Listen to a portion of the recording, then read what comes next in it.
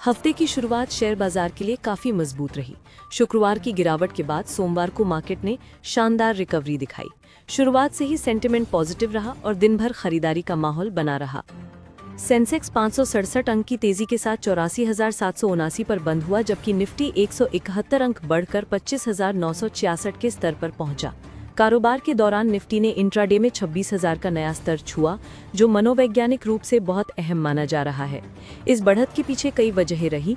बड़े शहरों में मजबूती, ग्लोबल संकेतों में सुधार और फेस्टिव सीजन की वजह से घरेलू निवेशकों की उत्सुकता। रिलायंस, भारती एयरटेल, एसबीआई और एचडीएफसी बैंक जैसे दिग्गज स्टॉक्स ने इंडेक्स को मजबूती दी। मिड कैप और बैंकिंग शेयरों में भी दमदार तेजी दिखी। एसबीआई लाइफ इंश्योरेंस आज का टॉप गेनर रहा। इसके तिमाही नतीजे उम्मीद से बेहतर आए और शेयर में करीब 4% की तेजी देखी गई। ग्रासिम इंडस्ट्रीज और भारती एयरटेल में भी 2 से 3% की मजबूती रही। रिलायंस इंडस्ट्रीज के शेयर में लगभग 2% की बढ़त आई, क्योंकि कंपनी ने मेटा के साथ मिलकर आर्टिफिशियल इंटेलिजेंस प्रोडक्ट्स के लिए जॉइंट वेंचर की घोषणा की, जिससे निवेशकों का भरोसा और बढ़ गया।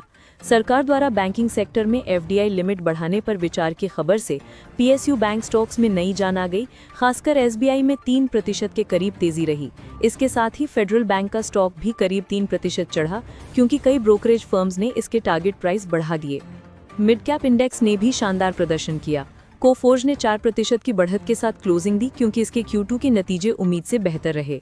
वोडाफोन आइडिया की रैली का फायदा इंडस टावर्स को भी मिला, जिसका शेयर करीब 3% चढ़ा।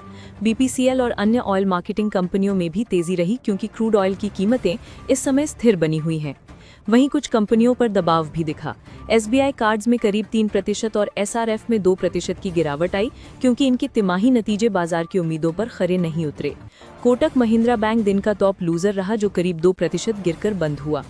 अगर ग्लोबल संकेतों की बात करें तो अमेरिका चीन ट्रेड वार्ता में प्रगति की उम्मीदों और यूएस फेड की संभावित ब्याज दर कटौती की अटकलों ने दुनिया भर के बाजारों में पॉजिटिव मूड बना दिया। इसका असर भारतीय बाजारों पर भी साफ देखा गया। एनरिच मनी के सीईओ पोन मुडियार का कहना है कि अमेरिका चीन डील में प्रगति और यूएस फेड की रेट कट नीति से ग्लोबल इक्विटीज को मजबूती मिल रही है। भारत में भी निवेशकों का मूड सरकारी खर्च और अच्छे आर्थिक संकेतों से मजबूत बना हुआ है। निफ्टी 50 ने आज 25,900 से 25,900 के दायरे में कारोबार किया। हालांकि इंडेक्स इंट्राडे में 26,000 के ऊपर गया, लेकिन वहां टिक नहीं सका और आखिर में 25,950 के आसपास बंद हुआ।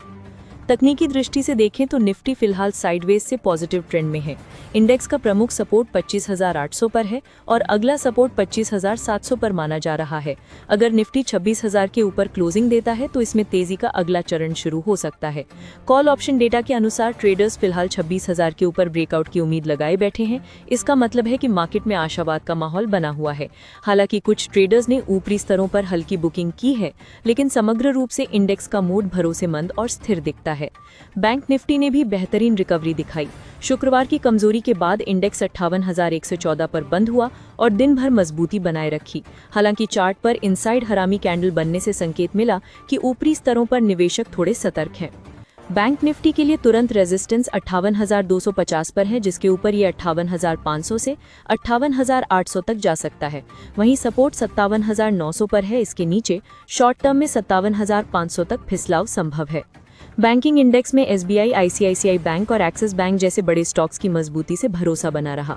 मार्केट एक्सपर्ट्स का मानना है कि भले ही वैल्यूएशन थोड़ा ऊंचा है, लेकिन अर्निंग्स ग्रोथ और लिक्विडिटी सपोर्ट से ट्रेंड अभी भी पॉजिटिव है।